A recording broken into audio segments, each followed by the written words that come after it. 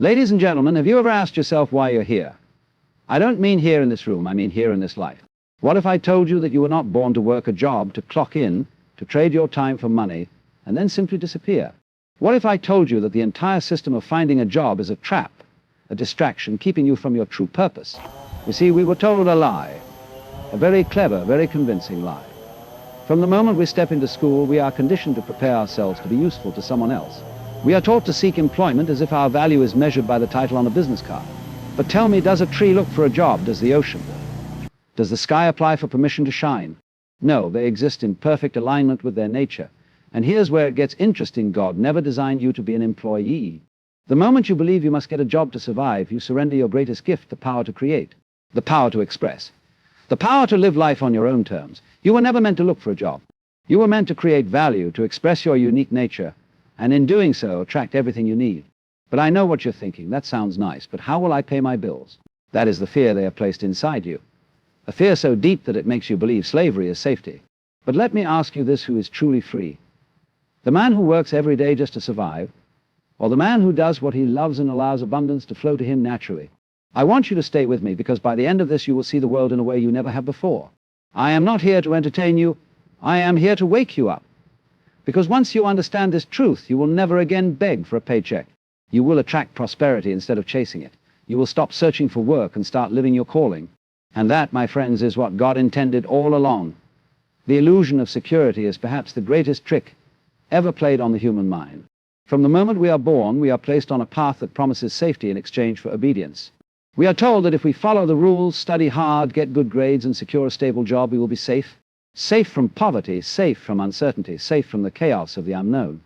But have you ever stopped to question this so-called safety? Look around you. How many people do you know who have done everything right and are still drowning in anxiety, still struggling to make ends meet, still afraid of what tomorrow might bring? The truth is, this security we have been promised is nothing more than a mirage. A job is not security, it is dependency. It ties your survival to an external force that you cannot control. The moment you place your well-being in the hands of an employer, a company, an economy, or a government, you have given away your power. You have accepted the belief that someone else is responsible for your existence. And what happens when that job is taken away?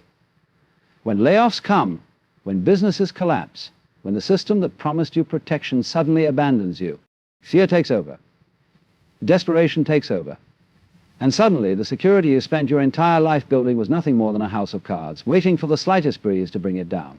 But here's the paradox: those who chase security never find it. And those who let go of it are the ones who truly experience freedom. Because security, real security, does not come from a paycheck.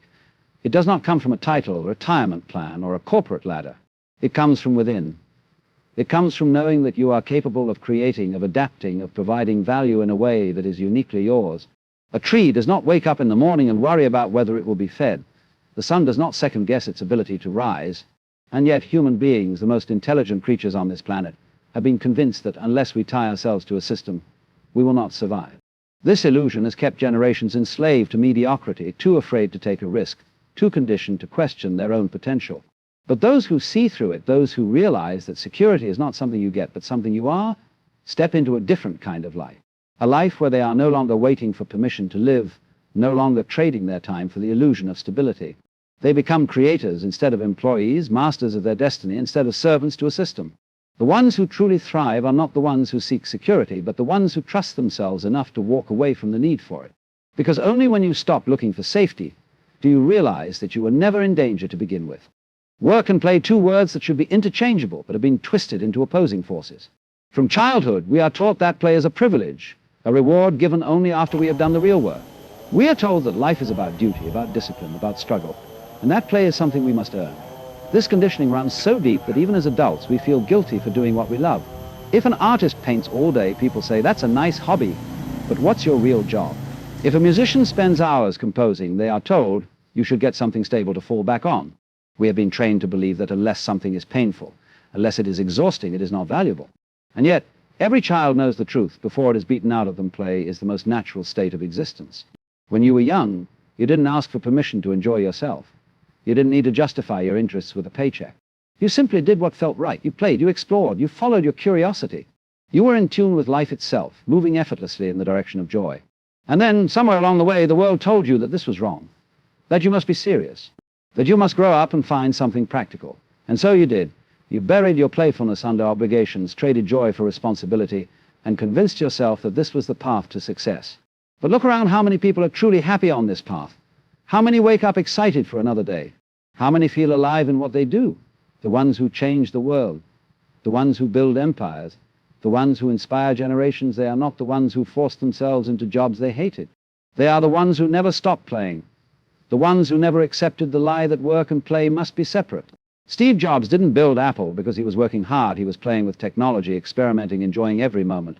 Picasso didn't paint masterpieces because he was fulfilling a duty. He was playing with colors, following his passion. The most successful people in history were not the ones who worked in the way society defines it. They were the ones who refused to stop playing. Yet the system does not want you to know this, because the moment you realize that play can be productive, that joy can be profitable, that work can be effortless, you become dangerous. You become free. No longer controlled by the fear of survival, no longer trapped in a cycle of meaningless labor. The world tries to convince you that you must earn a living, but life was never meant to be earned, it was meant to be lived. The moment you stop working and start playing, you step into your true power. You no longer need a job because you have something far greater, a purpose that feels like play yet sustains you effortlessly. There is a natural flow to existence, an effortless unfolding of life that was struggle, not no desperation. The birds do not wake up worrying about how they will find food, yet they are fed. The rivers do not panic about their direction, yet they reach the ocean. Everything in nature operates in perfect harmony, moving in alignment with its true nature. And yet, human beings, the most intelligent of all creatures, spend their lives resisting this flow, chasing security, forcing themselves into structures that do not fit. We have been conditioned to believe that we must seek employment, that we must struggle, that we must control every aspect of our lives in order to survive. But what if survival was never meant to be a struggle? What if life was designed to support you effortlessly, the same way it supports every other living thing? The reason so many people feel lost, exhausted, and unfulfilled is because they are fighting against their own nature. They are forcing themselves into jobs that do not align with their souls, trying to mold themselves into roles that do not fit, chasing careers that bring them no joy, all because they have been told that this is the only way. But look at what happens when you move with the current instead of against it. Look at what happens when you stop trying to control every outcome and instead allow yourself to follow what excites you. The people who thrive in life are not the ones who seek jobs, they are the ones who seek alignment. They do not chase opportunities, they become opportunities. They do not worry about how they will make money, they focus on creating something valuable, something meaningful, something that flows naturally from them. And in doing so, abundance follows. But the world does not teach this because a system that depends on workers cannot afford for people to realize they were never meant to be workers. You were not designed to clock in and out, to trade your time for survival, to beg for opportunities that are beneath you. You were designed to move in sync with the rhythm of life, to follow what naturally excites you, to trust that what is meant for you will come effortlessly. The moment you stop searching for a job and start aligning with what you truly love, you step into a different kind of reality, one where work does not feel like work, where money is a byproduct of your passion, where success is not something you chase, but something you attract. Yet fear keeps most people stuck. Fear of failure, fear of uncertainty, fear of breaking free from the system they have always known. But look around who is truly safe. The employee who depends on someone else for a paycheck, or the creator who has built something that no one can take away. The moment you stop looking for a job and start trusting the divine flow of life, you will see that you were never meant to struggle. You were meant to create, to express, to thrive effortlessly. Money is the great illusion, the grand distraction that keeps people trapped in lives they do not want. From the moment we are old enough to understand the world, we are told that money is the goal, the pole, the prize, the thing we must chase if we want to be safe, successful, and respected. We are taught that our worth is measured by our ability to earn, that our happiness depends on how much we accumulate, and that if we do not prioritize financial security, we will suffer. But here's the truth: money was never meant to be the goal. It was always meant to be the byproduct. The ones who spend their lives chasing money are the ones who never truly have it. But those who follow what they love, those who bring value into the world without obsessing over the reward, find that wealth comes to them effortlessly. Look at the most successful people in the world. The billionaires, the innovators, the great artists and visionaries, none of them started their journey by asking, how can I make the most money? Instead, they asked, what can I create? What can I contribute? What excites me? Steve Jobs didn't build Apple because he wanted a fat paycheck. He was obsessed with design, with technology, with the idea of changing the way people interact with machines. Oprah Winfrey didn't become one of the richest women in the world by chasing money. She followed her passion for storytelling, for connecting with people. The wealth they have today is a side effect of doing what they love. But the system does not teach this. Instead, it teaches you to chase money directly, to work soulless jobs, to sacrifice your joy in the hope that one day, after years of labor, you will finally be able to enjoy life. But life does not work that way. Money is like a shadow if you run after it. It will always stay just out of reach. But if you move with purpose, if you do something meaningful, if you create, if you express yourself fully, the shadow follows effortlessly. The ones who live in abundance are not the ones who spend their lives in pursuit of wealth, but the ones who let wealth come to them as a natural consequence of doing what they love. But fear stops most people from seeing this truth. They are afraid that if they stop chasing, if they stop desperately clinging to the idea of financial security, they will lose everything. And yet it is the ones who let go of this fear who truly prosper. Imagine what your life would look like if you stopped thinking about money and started thinking about value. Imagine if, instead of looking for a job, you looked for a way to serve, to create, to build something that truly excites you. That is the secret that the wealthiest, most fulfilled people in the world understand. Money is not something you chase. It is something that follows naturally when you live in alignment with your passion. Fear is the greatest prison, and yet most people do not even realize they are locked inside it. They wake up every morning, go to jobs they hate, live lives that do not inspire them, and tell themselves that this is just how things are. But why? What is stopping them from walking away? From choosing something different? From living the life they actually want? The answer is always the same fear. Fear of failure. Fear of judgment. Fear of instability. Fear of stepping outside the rules that society has placed around them. This fear is so deeply ingrained that most people don't even recognize it as fear. They call it being responsible, being practical, being realistic, but strip away the excuses, and what remains is a person too afraid to trust themselves. The system thrives on this fear. It convinces you that without a job, without a steady paycheck, you will not survive. It makes you believe that if you take a risk, if you step outside the safety of employment, you will fall into chaos. And so you stay where you are, trapped in a cycle that you never truly chose. You convince yourself that suffering is necessary, that struggle is normal, that this is simply how life works. But is it? Look around you. Who are the ones truly living? Who are the ones waking up with excitement, with energy, with passion? They are not the ones who let fear control them. They are the ones who saw through the illusion, who realized that fear is nothing more than a barrier between you and the life you were meant to live. But here's the irony: what people fear the most is exactly what they need to face. They fear leaving their job, but their job is what is killing them inside. They fear failure, but failure is the only way to grow. They fear instability, but in reality, the most unstable thing you can do is place your survival in the hands of a company that could replace you tomorrow. The real danger is not taking a risk. The real danger is wasting your entire life doing something that does not fulfill you. But fear blinds people to this truth. It makes them believe that the cage they are in is protection when, in reality, it is a prison. The ones who break free are not the ones who never feel fear. They are the ones who refuse to let it control them. They understand that fear is just a signal, an illusion that loses its power the moment you stop running from it. They know that every great achievement, every act of creation, every life of true meaning begins on the other side of fear. And so they step forward, not because they are fearless, but because they are willing to trust that life will catch them. They understand what most people never do. That fear is not a reason to stop. It is a sign that you are finally moving in the right direction. The illusion of control is what keeps people trapped. They believe that if they follow the right steps, get the right degrees, make the right connections, and apply to the right jobs, they will have a secure, predictable future. But life does not work this way. Life is not a machine, it is a river. And the more you try to control a river, the more resistance you create.